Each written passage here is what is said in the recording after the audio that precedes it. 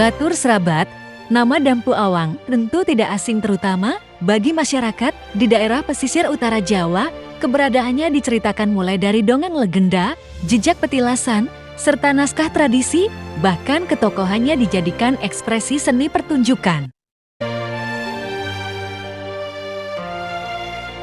Sebagian besar pendapat menyatakan bahwa Dampu Awang adalah jurumudi sekaligus saudagar kaya dan sering dikaitkan dengan tokoh Laksmana Cheng-ho, baik sebagai orang berbeda yang ikut dalam satu rombongan pelayaran, maupun sebagai tokoh identik dengan Cheng-ho.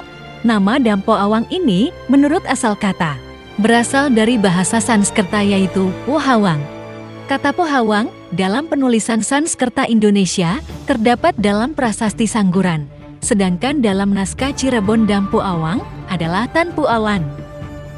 Berikut adalah cerita, mitos, sejarah Dampu Awang yang ada di berbagai daerah.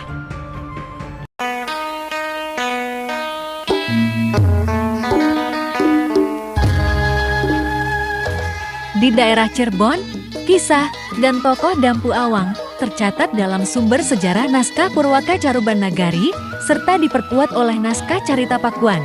Dampu Awang atau Tanpu Awan saat tiba di Singapura Cirebon menikah dengan Nyai Lararuda, adik dari penguasa Singapura yakni Ki Gede Tapa. Ki Gede Tapa dan Nyai Lararuda merupakan putra-putri dari Ki Gedeng Kasmaya penguasa Carbon Girang. Ki Gedeng Kasmaya adalah putra dari Prabu Bunisora Raja Sunda Galuh.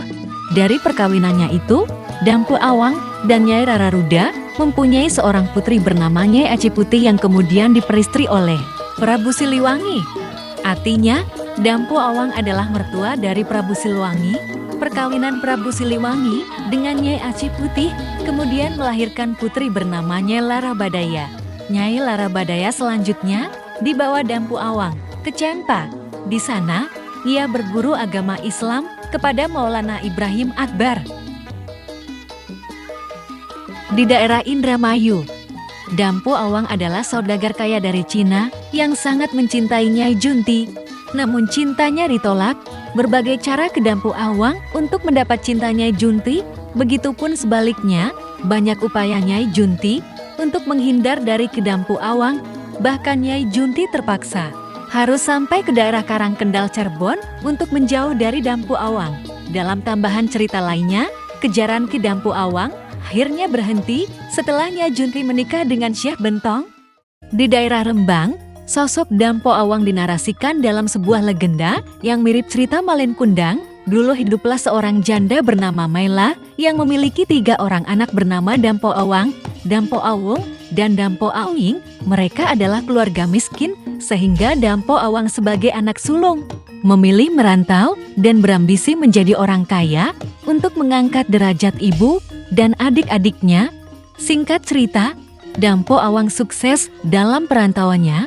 Setelah hampir 20 tahun, kemudian Dampu Awang pulang ke kampung halaman. Sayang sekali, ibu Dampu Awang yang telah menunggunya ternyata tidak diakui oleh Dampu Awang. Ia menganggap ibunya telah mati. Setelah Dampu Awang pergi, malai ibu Dampu Awang yang kecewa mengutuknya. Perahu Dampu Awang terkena musibah, kapalnya pecah karam dan Dampu Awang pun tewas. Di daerah Semarang, Dampu Awang adalah seorang jurumudi kapal sekaligus pengikut Laksamana Cheng-ho yang bernama Wang Qinghong.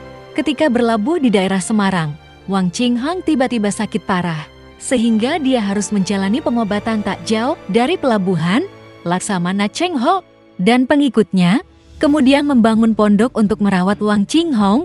Setelah sembuh, Laksamana Cheng-ho melanjutkan perjalanan, sementara Wang Qinghong dan beberapa pengikutnya tetap tinggal di tempat tersebut. Wang Qinghong dan beberapa orang lainnya justru kemudian milih bermukim dan juga melakukan pernikahan dengan penduduk setempat. Sampai akhirnya Wang meninggal di sana. Wang Qinghong kemudian dianggap oleh orang Semarang sebagai Dampu Awang. Demikianlah kisah tentang Dampu Awang. Semoga bermanfaat.